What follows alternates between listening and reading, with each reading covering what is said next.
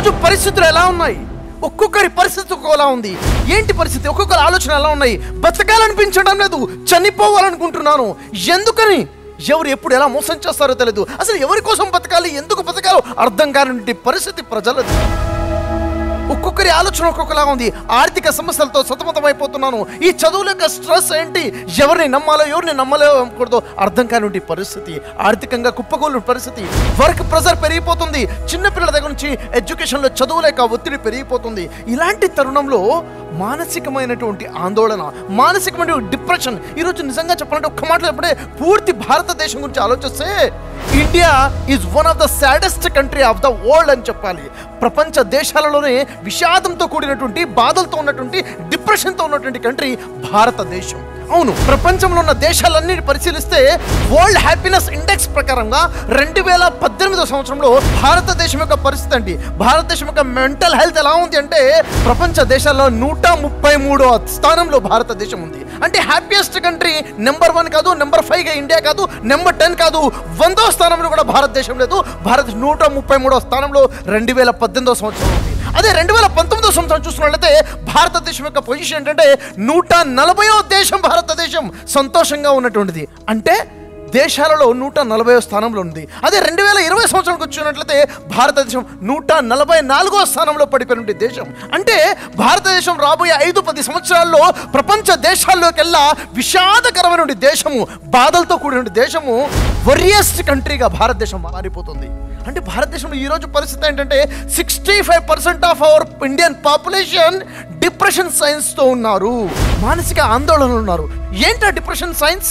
ప్రతి దానికి కోపం రావడం, చీటి మాటికి చికాకు పడము, ప్రతి వ్యక్తి మీద అనుమానం వ్యక్తం చేయడము, పని చేయడాలని అనిపించట్లేదు, ఇక్కడ మనసు ఒప్పుకోవట్లేదు, బోర్ అనిపిస్తుంది, నిద్ర పట్టడం లేదు, వెయిట్ పెరిగిపోతుంది, వెయిట్ లాస్ అయిపోతుంది. ఇవన్నీ కూడా సిమ్టమ్స్. ఇలాంటి మానసికమైనటువంటి ఈ టెన్షన్స్ ఏవైతే ఉన్నాయో, ఈ డిప్రెషన్ సిమ్టమ్స్ ఏవైతే ఉన్నాయో, వీటిని తొందరగా పసిగట్టి దాన్ని ట్రీట్మెంట్ చేయించుకోకపోతే ఆ స్ట్రెస్ వల్లే పీక్ లెవెల్ డిప్రెషన్లోకి వెళ్ళిపోయి తర్వాత జీవితం మీదనే ఆశ వదులుకోండి పరిస్థితులు వస్తాయి. కాబట్టి వీటిని గుర్తించాలి, వీటికి సరైన మేనేజ్మెంట్, స్ట్రెస్ మేనేజ్మెంట్ చేసుకోవాలి. ఎందుకని ఇది, ఎందుకు ఈ విధంగా నడుస్తుంది, ఎందుకని ప్రజల్లో జీవితం మీద ఆశలు పోతున్నాయి, స్ట్రెస్ ఎందుకు పెరిగిపోతుందంటే పని ఒత్తిడి అంటాము, చదువుల ఒత్తిడి అంటాము, ఆర్థిక భారం అంటాము, రిలేషన్స్ బ్రేకప్ అంటాము. వాస్తవమేనా? నిజానికి ఈ డిప్రెషన్కి, ఈ యాంగ్జైటీకి, ఈ మానసిక ఒత్తిడి కారణాలు ఇవేనా అంటే లేదు సోదరులరా. యాక్చువల్ విషయం ఏంటంటే ఎలా పనిని మేనేజ్ చేయాలి, ఒత్తిడిని ఎలా మేనేజ్ చేయాలి, స్ట్రెస్ మేనేజ్మెంట్ ఎలా చేయాలంటే ఒక అవగాహన లేకపోవడం వల్ల మెంటల్ ఇల్నెస్ అనేది వచ్చేస్తుంది. మనకి శారీరక ఆరోగ్యం గురించి అవగాహన ఉందేమో, కానీ మానసిక ఆరోగ్యం గురించి మనకి అవగాహన లేకపోవడం వల్లనే, దాన్ని ఎలా మెయింటైన్ చేయాలో తెలియకపోవడం వల్లనే ఈ స్ట్రెస్ లెవెల్స్ పెరిగిపోతున్నాయి, రోజు రోజుకి ఆత్మహత్యల సంఖ్యలు పెరిగిపోతున్నాయి, డిప్రెషన్లోకి ప్రజలు వచ్చేస్తున్నారు. దానికి పరిష్కారం ఏంటి?